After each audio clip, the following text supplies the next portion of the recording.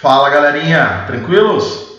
Bom, então dando prosseguimento à nossa aula, conforme havia descrito na última, nós já falamos então sobre a defesa preliminar, né? Estamos falando sobre contestação, já falamos sobre as preliminares da contestação, e aí ficamos de hoje então dar prosseguimento e falar sobre a defesa de mérito da contestação, tá? Então a defesa de mérito da contestação, ela pode se dar de duas formas.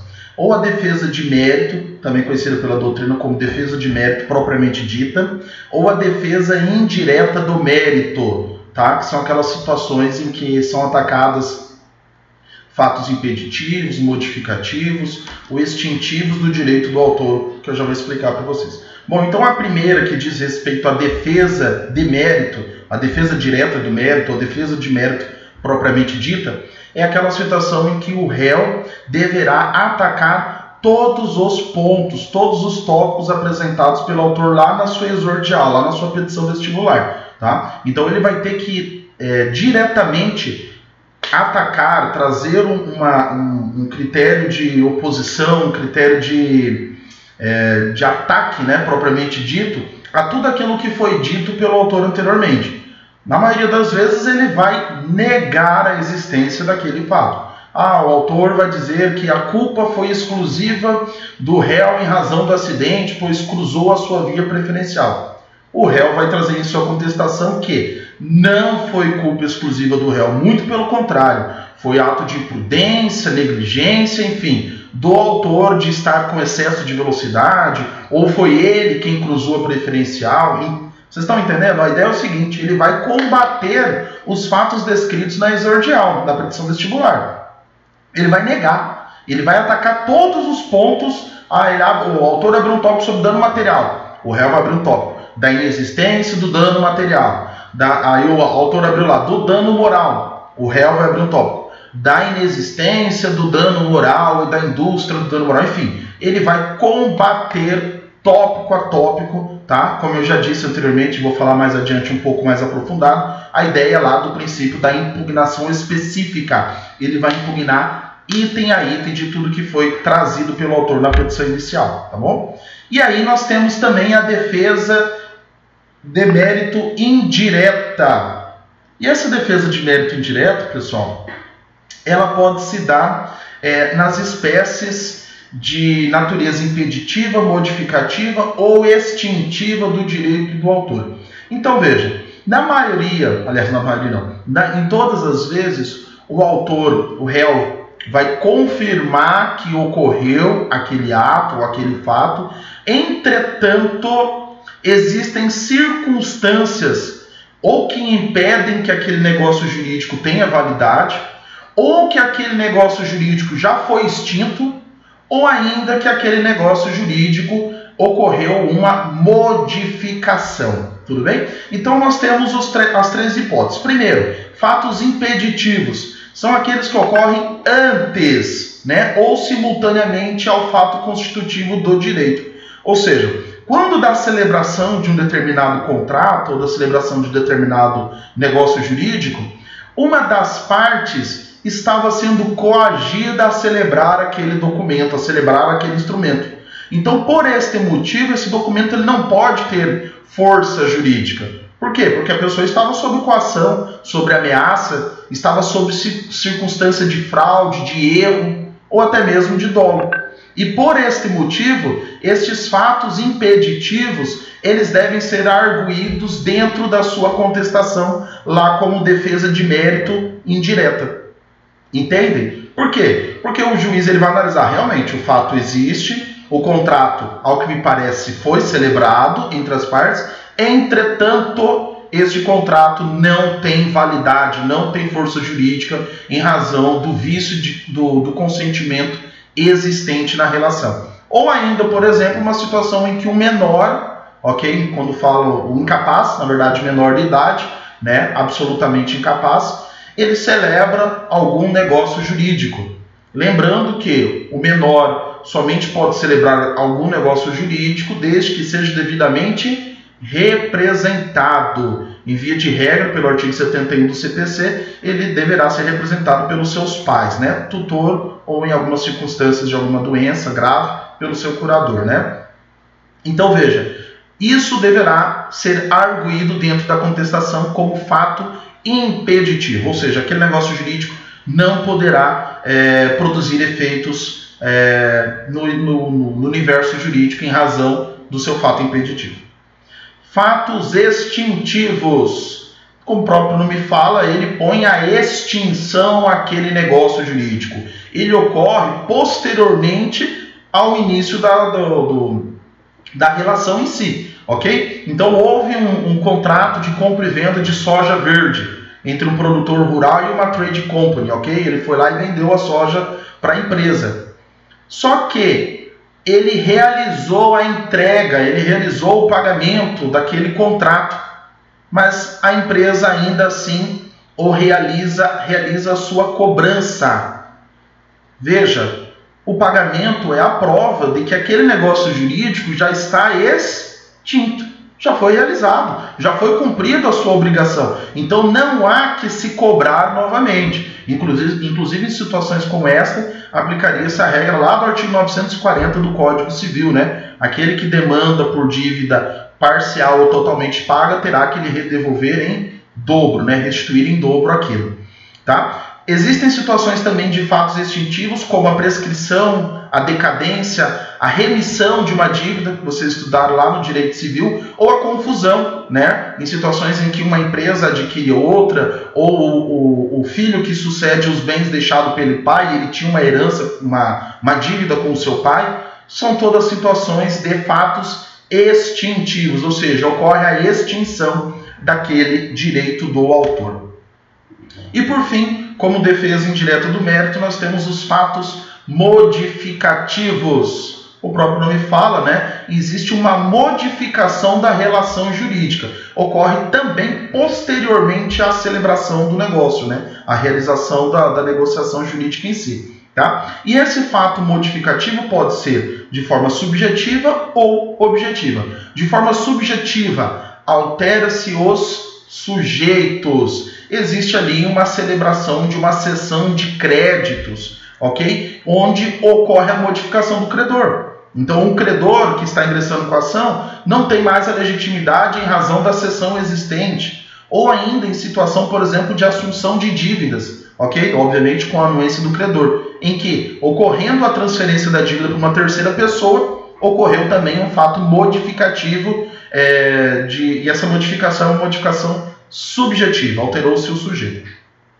E existe ainda os fatos modificativos de forma objetiva, ou seja, ocorreu uma novação da dívida, ou seja, a dívida se novou, foi celebrada uma nova dívida, uma nova negociação sobre aquela dívida anteriormente existente, ou ainda a ideia de um parcelamento da dívida. Essa dívida foi parcelada e ela está, obviamente, pontualmente sendo paga. Tá? Então nós temos aí que, inclusive essa segunda situação aqui de defesa indireta por parcelamento, ocorre muito em dívidas fiscais, né? Em que você realiza um parcelamento junto à Cefaz ou junto à Receita Federal através da PFN, né? Procuradoria da Fazenda Nacional, e aí essa dívida está sendo parcelada, porém o Estado ingressa com a ação de execução, até por muitas vezes um descontrole estatal mesmo. E aí você, dentro da sua defesa, você vai trazer, excelência, essa dívida foi parcelada e os pagamentos estão em dia. E por esse motivo você vai pedir o quê? A extinção do processo. Tá? Alguns juízes extinguem o processo em razão da celebração de um parcelamento. Alguns outros juízes acabam suspendendo a demanda até a quitação da sua dívida. Tá? Então o artigo 350 ele nos traz ali, se o réu alegar fato impeditivo, modificativo ou extintivo do direito do autor, o autor deverá ser ouvido no prazo de 15 dias. É o que nós chamamos aí, o artigo 350, 351, de impugnação à contestação, tá? Que vai ser uma próxima aula que nós vamos falar mais adiante. É ônus do autor, tá? O artigo 373, ele nos traz as duas espécies de ônus.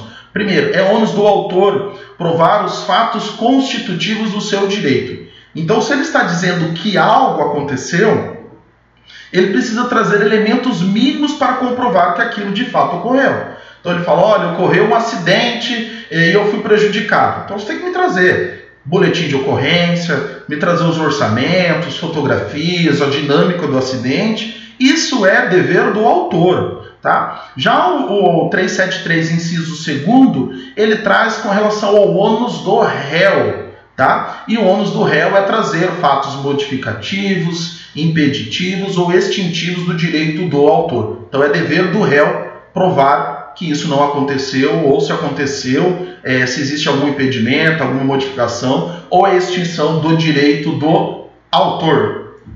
Princípios da defesa. Então nós já falamos, tá? Mas só para deixar de uma forma um pouco mais clara, acabei falando meio atropelado na última aula. Existem 2 princípios da defesa, né, da contestação, em via de regra, né? Nós temos o primeiro princípio, chamado princípio da impugnação específica, que está lá no artigo 341 do CPC. E ele nos traz que serão presumidos os fatos que não forem, né, não sejam impugnados especificamente pelo réu em sua contestação. Então é obrigatório que o réu faça a impugnação de tópico a tópico, item a item, em sua contestação, sob pena de ter a presunção da veracidade dos fatos em favor de quem? Do autor. Tá? E aí tem uma ressalva aqui, uma observação que está lá no parágrafo único do artigo 341. Essa impugnação específica, esse ônus, esse dever de impugnar especificamente, não se aplica a quem? Ao advogado dativo, ao curador especial e ao defensor público. Tá? Essas pessoas não têm a obrigação de contestar de forma específica, com fundamento no que chamamos de negativa geral. Tá? É isso mesmo. O advogado dativo, o curador especial, o defensor público, na sua maioria das vezes, ou por falta de informações, ou por ausência de documentos, ou por nem mesmo ter o contato com o réu, na maioria das vezes, como ocorre no curador especial, né, a regra que está lá no artigo 72, que cabe ao menor quando os interesses desses colidem com os daquele, né, o seu tutor, o curador, até mesmo pode ser os representantes legais, ou quando o réu é revel e está preso, ou é revel e foi citado por hora certa, ou foi citado por edital. Tá? Então, nessas situações, o juiz vai afastar os efeitos da revelia e vai nomear um curador especial, que, em via de regra, acaba sendo um defensor público, tá? Pelo parágrafo único lá do artigo 72. Então, nessas situações, como o defensor público não teve contato com o réu, ele nem sabe o que de fato aconteceu, ele vai fazer uma contestação simples, que na maioria das vezes é uma página. Tá? Ele vai fazer o que se chama negativa geral. Ele vai negar todos os fatos descritos pelo autor. Tudo bem? E aí o autor então terá que trazer a documentação, provas, testemunhas, tudo o que for necessário para efetivamente comprovar ao juiz, né, formar o convencimento do juiz que aquilo de fato aconteceu. Tá? Lembrando que isso é uma situação excepcionalíssima. Em via de regra, o que se aplica é o artigo 341, ou seja, se não impugnou, né, se não contestou especificamente, será considerado revel aí parcialmente, né, será presumido verdadeiros fatos alegados pelo autor. E o segundo princípio, o princípio da eventualidade, também conhecido como princípio da concentração dos atos de defesa. Tá? E agora, até mais do que antes, né, esse princípio da eventualidade é aplicado dentro do Código de Processo Civil. Por quê? Porque vários atos que nós tínhamos lá no CPC de 73, agora são todos inseridos dentro da contestação, como, por exemplo, exceção de incompetência, impugnação ao valor da causa, impugnação à assistência judiciária gratuita, né, à justiça gratuita. Tudo isso eram situações incidentais que iam tramitar em apenso aos autos. Agora não mais. Agora isso tudo é estudado dentro da própria contestação, ao meu ver, ficou muito melhor, né? Tá? Então, o princípio da concentração, ele estabelece que o réu deve apresentar na sua defesa todas as matérias atinentes à sua contestação. Então, ele não pode deixar para depois, essa tese é bacana, mas eu vou deixar para depois. Não, ele tem que fazer isso agora. Porque se ele não fizer agora, vai ocorrer o que chamamos de preclusão consumativa. Em outras palavras, ele perdeu a oportunidade legal de se manifestar. Tá? Então agora ele somente vai poder fazer isso, agora ele não mais poderá fazer isso, ele não poderá mais alegar. Tá? Existem situações excepcionais que pretendo estudar mais aprofundado com vocês em sala, em que mesmo perdendo-se o prazo para contestar, alguns fatos ainda poderão ser arguidos depois, tudo bem? Como fatos supervenientes ou situações em que decorrem de direito... decorre de direito... Não, me fugiu a palavra agora. Decorre de situações de direito... matéria de direito, tudo bem? Em que o juiz poderá conhecer de ofício, tá? Situações em que a matéria discutida, o juiz pode conhecer de ofício. Por exemplo, prescrição, decadência. Então, ainda que o réu tenha perdido o prazo para apresentar a defesa ou ele tenha feito mal e porcamente, ainda existem situações que são matérias cognoscíveis de ofício pelo juiz. Ou seja, matérias que se discutem o direito propriamente dito, tá? Bom, então todo esse material aí eu utilizei o Daniel Amorim, Marcos Vinícius, Misael Montenegro e também um artigo lá da Enciclopédia Jurídica da PUC São Paulo, tá? Tá tudo aí para vocês. E eu vou gravar mais um próximo vídeo aí respondendo algumas questões para auxiliá-los. Até logo mais, meus amigos.